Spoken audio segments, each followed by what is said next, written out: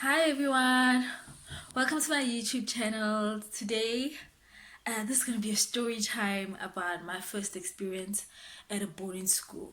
Okay, so obviously I'm gonna give you guys like a little bit of background for like context, like for you guys to understand to like where does this story come from. So basically, I was born in Polokwane, that's in Limpopo province, but I was bred in Sekhukhune, in a small village called Pokwane, right? That's where my mom and dad initially lived when I was born. Okay, so I was bred there, but I was born in Polokwane. Okay, so long story short, it was a I was basically like we basically lived in a little village. We didn't have electricity, no running water. Like there was running water, but it wasn't in houses and stuff. Like we had to go get it at taps and stuff. Like the whole rural 99. Like it was like rural, like poverty stricken, like rural. Okay. Mom and dad always had jobs. Like mom is a teacher and dad is also a teacher. So I guess I was a little bit privileged in that sense because with that, like coming from that place, having those type of parents, it means that you better off than the kid that is raised ka grant. You see, so basically, when I was little, I was very timid and quiet, to the point that I was just shy. Like if visitors would come home, I'd always hide myself, those kind of things. And at some point, I was so shy that I would cry even if like I had to be introduced to like new people. Like I hated meeting new people. Okay, basically my grandmother was my primary caretaker. Even though like I lived with my mom and dad and grandmother, but my grandmother was a primary caretaker. So I don't know, like in some cultures, but then in the Pedi culture, like people really practice this. The last son that is born is the son that has to take care of the parents when they grow older. So in my language, we call it Mushala Lapeng. So my dad was exactly that, but he had a house in the same yard as his mother. So yeah, I was like my grandmother really took care of me like on a day-to-day basis, like as far as babysitting, cooking for us, me and my little brother. He's a year younger than me. So okay, so when I came of age to go to school, I think my mom saw like where we lived and the circumstances, and because like she's a feminist in her own right, even though she's a married woman, but she's a feminist in a way. So when I was of age to go to school, she decided that she's gonna take me to a boarding school. Okay, I'm saying she did, even though my dad was there because my mom was more of a leader more than anything. Okay, so I think before she even wanted to take me to a better school to have a better life and stuff, like I used to, as much as I was quiet and very timid, I used to be a very curious little baby. Like I was so inquisitive. I used to like I had a cousin. Well, I have a cousin. He likes listening to like house music. So he used to listen to this house music on like Metro FM, and he used to play like every weekends and stuff. And every time the DJ would come on and speak, I'd be so intrigued that oh my god, this is a different language, but I like it. Like I liked how people sounded when they spoke English, even though Namukijwang, it was just like barely speaking people and nobody spoke English. Even though my parents were educated, believe me, they never spoke English. So from there I started gathering like a love for radio, like listening to radio per se.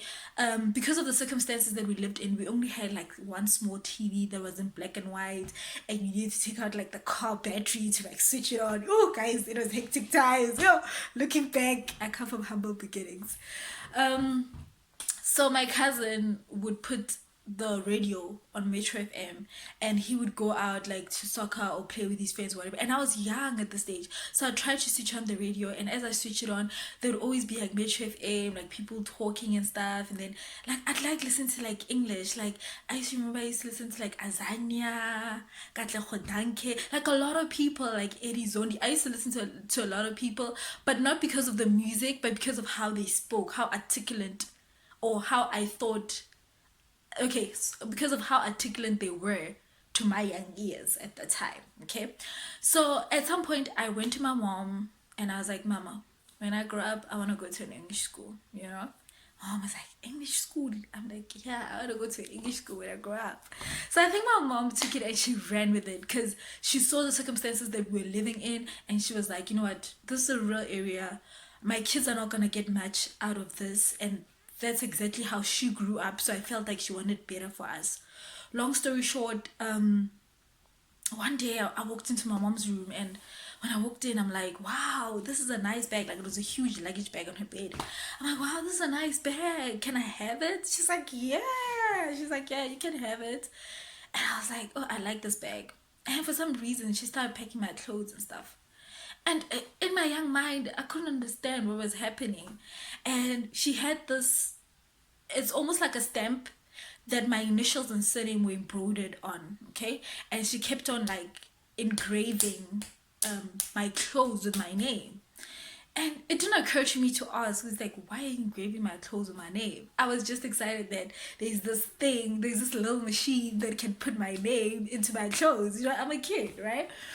All right, so long story short, my mom was like, you're going to an English school. And I was like, yay, you know?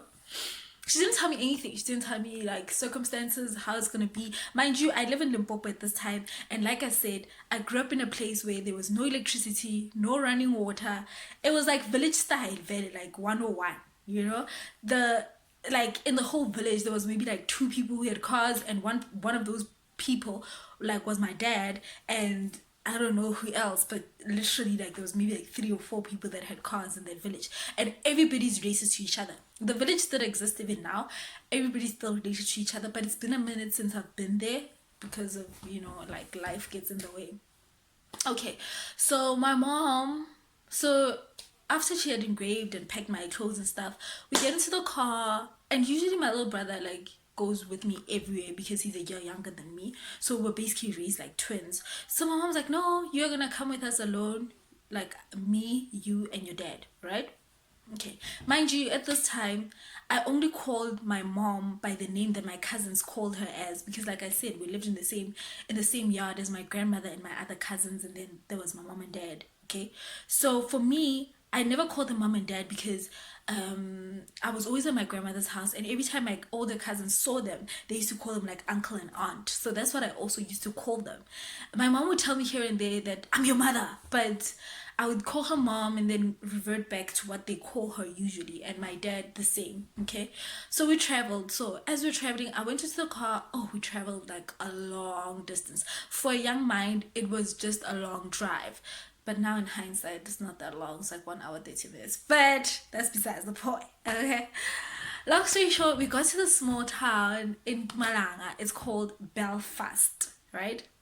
Okay, it was like, I don't know about now, but back then it was a very, very small town. Okay, but because of where I came from, it was futuristic for me. It was like, wow, like, what, there's a supermarket? I'm used to a tech shop or those kind of things, you know. Okay, I got there, and the school was beautiful compared to the schools that I saw in Limpopo, like from the region where I came from. It was just like blocks. I don't know, like anybody from South Africa would understand how do rural school look like. That was how I thought about school. Like, that was the only thing that I had in my mind as a young child. I never knew that there was anything better. So when I got to this area, Belfast, like the school was so huge. It was like a double-story school. Like they had pavilions. Like it was just so beautiful. Like, and like the hostel, it was like gorgeous. Like back in the day, like in my young mind, 2000, like 2000, like it was just like wow. Okay, so basically they were starting to allow like black kids to come into the school. So we're still few at the time I went there, but they were still allowing them. So it was the beginning of the transition, not the beginning, but it was early days of the transition of like black people integrating with like white people. Okay, I got to the school. My parents did what they gotta do. I think register or whatever. I liked it, but on that day when I got with my parents, I didn't see a lot of white people. You see, I only saw like maybe like 3 or 4, but it didn't look unusual to me. Like I didn't, I wasn't. I was curious that, oh my god, you look different, but it wasn't like, why do you look so different? No, it was just like whatever, like, you know. Okay, I went to, okay, so when we got to the hostel, my mom like started laying out my stuff, doing my bed. Like it was gorgeous and stuff. Like I liked it because up to this point I've never had my own room. I've never had a bed that belonged to me slowly. But yeah. So my mom packed my stuff in my cupboard and everything looked so good. I'm like, Mom, are you serious? Is this mine? But I'm speaking my native language right now because I don't know how to speak English at all under any circumstance. And she's like, yeah, it's yours. I'm like, wow, like I love it. Okay. So I tell her, because I was excited that it was the first time I have a bed and my own bed. Like it was the first time I had something that belonged to me that I didn't have to share with my little brother or my other cousins. So I was like, can I go sleep? She's like, yeah, you can go sleep. You'll find me and your dad right under, like right where we parked, you know. So they parked under a tree just right there in front of the hostel. I went back, I went to my bed and I slept. Like I don't know how long I slept, but in hindsight it wasn't that long. So I slept and when I woke up, like it was so quiet. Like I believe that nobody was there yet. Like the other learners weren't at school yet because they knew that they had to come later on. So I think because so I started crying, like screaming for my mom, like, oh my god, like I just started screaming. I can't remember what I was saying, but I remember I was in my room and I just started like tearing everything apart, like taking out things out of the cupboard. Like I was just hysterical. That's the word for what happened that day. So long story short, as I'm crying, this is a very, very traumatic thing. And I'm only telling this story because I want people to understand how traumatic this was to me. And in my young mind, I didn't understand a lot. And it took a lot for me to grow up and look at it from my parents' perspective. But at the time, for the longest time, I could, like for the life of me, I just didn't understand. I don't want this to be long, but hopefully I can explain this in a short period of time. Started screaming, like screaming, and some white lady just came about. You know, like some white people have green eyes. So up to this point was the first time, like I hadn't seen a person with like green eyes. I'm crying, I'm screaming, and this white lady just opens the door and she looks at me. And as I like pick up my head and I look who is like opening the door, I thought maybe it would be my mom. I look and I find this lady with like green eyes just looking at me like, and I'm like, ah, what the hell? What the hell is happening? Like, what? I was just, like, I became hysterical, even like before. Okay, so this white lady leaves the room, goes and gets somebody, like one of the staff who's black, and the staff comes to me and she's like, she speaks in Zulu, and mind you, up to this point, I don't know how to speak any other language other than Sepedi because I come from Limpopo and I've never been anywhere further than like home, you know? And this lady comes in there, she speaks in Zulu. I can't even remember what she said. She speaks in Zulu, and I'm like, what the hell is happening? Like, where the hell am I? All right, and then they can tell that I'm not understanding anything, and they call some girl who speaks like Sepedi, right? Comes from Limpopo too. She comes in there and she asks me, she's like, what's wrong? Like, like she speaks to me in my native language. Like, what's wrong? Like, why are you crying? I'm like, I want my parents. I didn't say I want my parents. I said I want my mom. And I don't know where she is. She told me that she's gonna wait for me like outside, and she's not there. And she's like, okay, let's go to the office so that we can get your information and then call your parents so that you can talk to them. Guys, went to the office and the hostel Tani was like, no, her parents forgot to fill in the form for the hostel. And I'm like, what?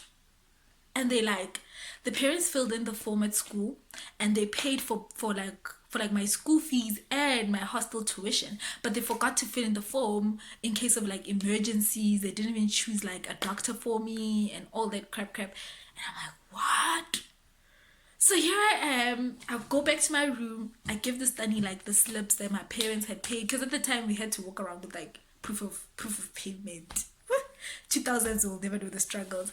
Gave it to them. They're like, yeah, okay, this means that yeah, you are accepted and you do live here, but your parents forgot to fill in this thing. And now they're asking, they're like, what's your mother's name? I'm like, I don't know.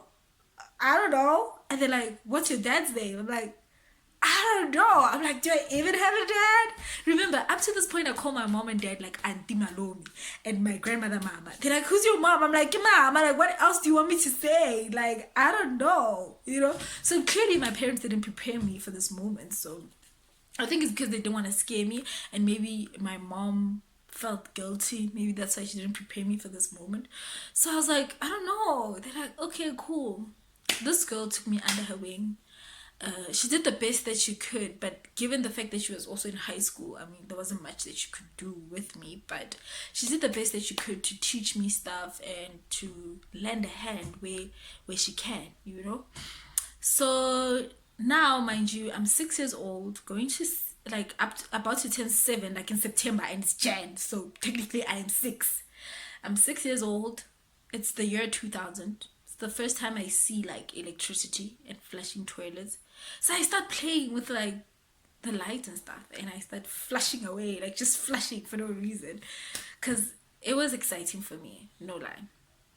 The next day comes. Oh, my roommate gets there, but the story's not about her. Okay, so the next day comes, and this is like my first day at school in a different province with people who speak a totally different language, who are black, and there's also white people. Up to this point, ek kan nie Afrikaans praat nie.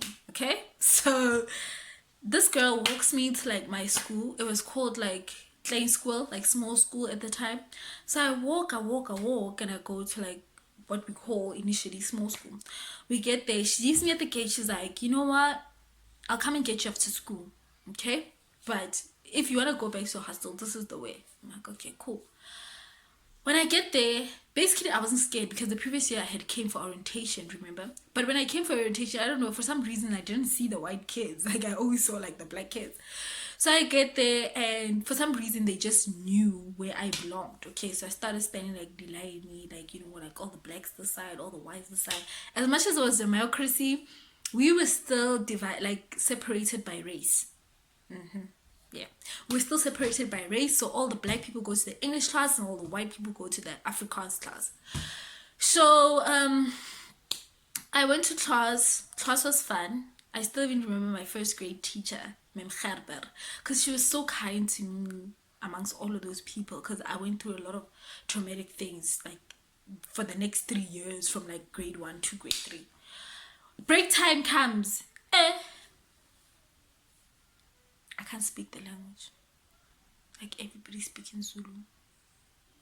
Everybody's speaking Zulu. Some of them are speaking Ndebele, and I'm like, what the hell? So in my young mind, I pick a corner. For some reason, I pick a corner. I go to the corner. I sit alone, and I start eating. And all these kids would come up to me, and they would laugh at me like, yeah, wena. And now I understand what they say, but at the time I didn't understand. But I could tell that it wasn't nice. The kids would walk up to me and go like, yeah, wena, mama kwagaktadi, like your mother doesn't love you. She hates you so much that she even had to take you like to the hostel at such a young age. Like, look at yourself. And it hit me hard. It hit me hard because I didn't understand them, but at some point I understood them, and that hit me even more. I started crying. I was afraid to like go out for lunch when kids are going out for lunch. I'd always avoid eye contact or being with other people other than myself. So it made me even more lonelier and even more quiet. Like it made me so bitter. But physically I wasn't bitter, but inside, like, I was such a hurt and scared child, you know. And here I am looking at people who seeing black people who look like me, same skin color, speaking a different language, and here are white people with green eyes that scare the living shit out of me, and they're also speaking a different language. And there's English. I don't know it very well, but I know that this is a language that I really, really want to learn, you know. It was scary. And then basically my first day was horrible because kids were laughing at me, you know. It was horrible. And for the next 3 years from there on, because I was in boarding school, until I reached grade 12, for the next 3 years it was nothing but horrible. I was bullied for not knowing how to speak their language. I was bullied for living in a hostel, like, at a young age.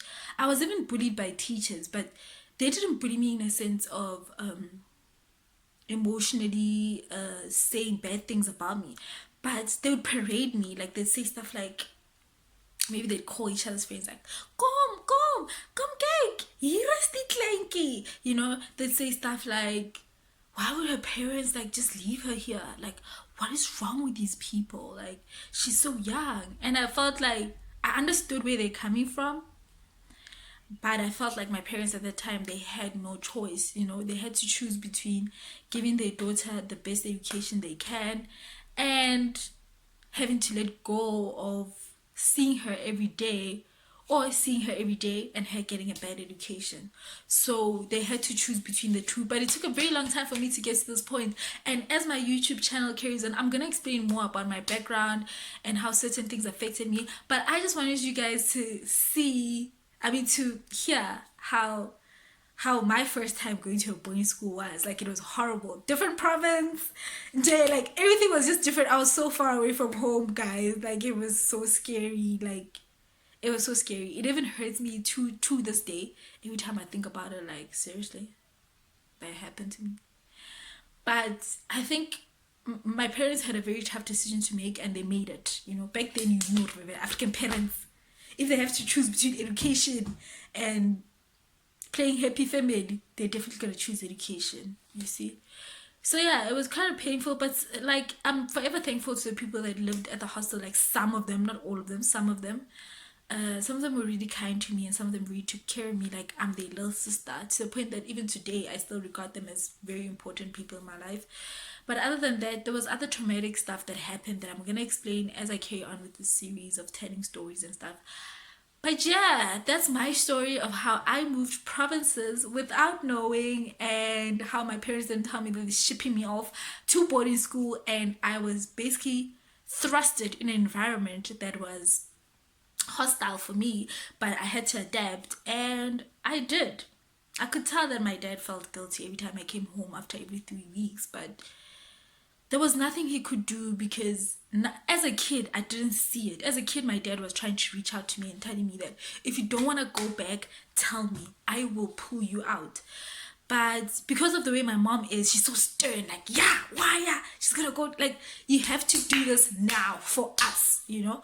So because of how my mom was, I knew that it wasn't an option for me to tell my dad that pull me out, because it was going to potentially cause a rift between me and my mom. So every time he would ask me, like, do you want to get out of the school? Like, do you want to come back home? I would just bawl. I would just cry. Like, even thinking about it now, it even hits me.